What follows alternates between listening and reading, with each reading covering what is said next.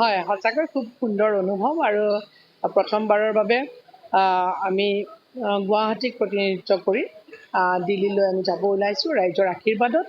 আৰু যিটো আমি সপোন দেখিছিলোঁ যে তৃতীয়বাৰৰ বাবে আকৌ এবাৰ নৰেন্দ্ৰ মোদী ডাঙৰীয়াক প্ৰধানমন্ত্ৰী হিচাপে পাম আৰু সেই দিনটো আহিছে। গতিকে আমি মোৰ লগত আমাৰ সকলোৰে শ্ৰদ্ধাৰ ৰঞ্জিত দত্ত ডাঙৰীয়াও আছে আৰু আমাৰ প্ৰতিগৰাকী আমাৰ 11গৰাকী কেইবাগৰাকীও ইতিমধ্যে গ'ল।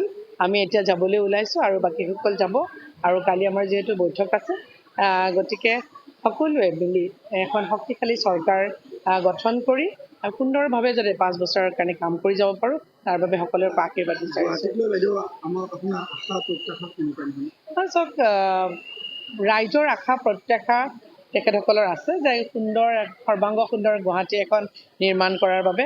গতিকে তাত আমাৰো অৰিহণা থাকিব আৰু আমিও যিমানখিনি পাৰি আমি শক্তিশালী ৰূপত আমি যাতে গুৱাহাটীখন সৰ্বাংগ সুন্দৰ কৰিব পাৰোঁ তাৰ বাবে আমাৰ ফালৰ পৰা সম্পূৰ্ণ প্ৰচেষ্টা থাকিব।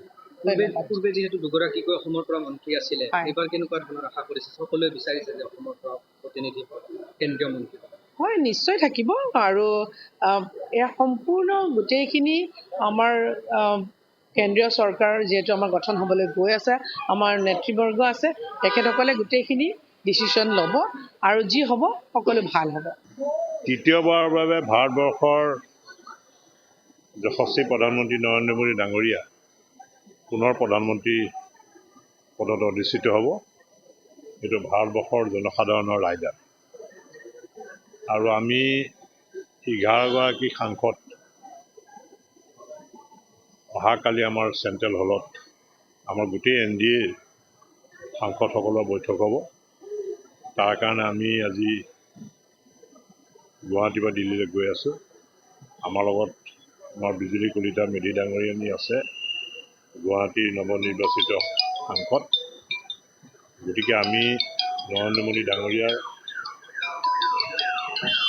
যি তৃতীয়বাৰৰ বাবে যিটো প্ৰধানমন্ত্ৰী পদত তেখেতে অধিষ্ঠিত হ'ব, তেখেতক আমি আদৰণি জনাইছোঁ আৰু আমি এইটো আশা ৰাখিছোঁ যে ভাৰতবৰ্ষক বিশ্বগুৰু আসন ৰাখিবৰ যিটো নৰেন্দ্ৰ মোদী ডাঙৰীয়াৰ যিটো প্ৰয়াস, সেই প্ৰয়াসক আমি সকলোৱে সহায় কৰিব লাগিব আৰু সকলোৱে আমি এই প্ৰচেষ্টা লৈ পেলাই আগলৈ গুচি যাব। হিন্দী মৰ্চাৰ ইতিমধ্যে তৎপৰতা আৰম্ভ কৰিছে। তেওঁলোকে কৈছে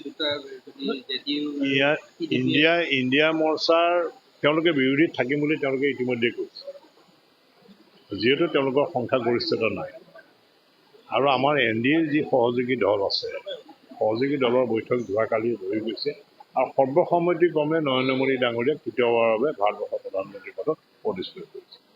গতিকে ইণ্ডিয়া মৰ্চাই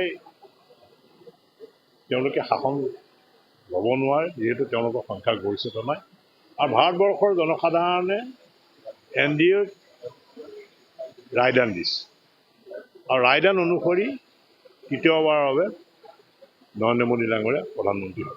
আপুনি বিধায়ক হৈ পেলাই আপুনি এতিয়া MP হ'ল, আপোনাৰ কেনেকুৱা দলে দিছে আমাক এইটো বিধায়ক। আমি 4বাৰ বিধায়ক আছিলোঁ, মন্ত্ৰীও আছিলোঁ, সভাপতিও আছিলোঁ। এতিয়া আমাক দলে দায়িত্ব দিছে, সাংসদৰ কাৰণে আমাক প্ৰাৰ্থিত্ব দিছে আৰু ৰাইজৰ আশীৰ্বাদত আমি বিজয়ী হৈছোঁ।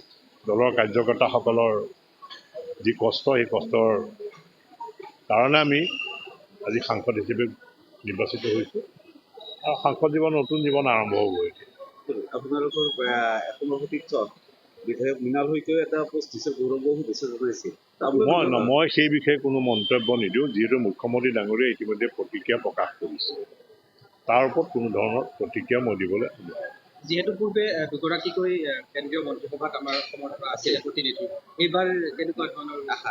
এইবাৰ এইটো দলে সিদ্ধান্ত ল'ব, আমাৰ ৰাষ্ট্ৰীয় নেত্ৰীয়ে সিদ্ধান্ত ল'ব যে অসমৰ পৰা 2জন ৰাখে, 1জন ৰাখে, কেইজন মন্ত্ৰী ৰাখে, এইটো ৰাষ্ট্ৰীয় নেতৃত্বই আমাৰ এইবিলাক সিদ্ধান্ত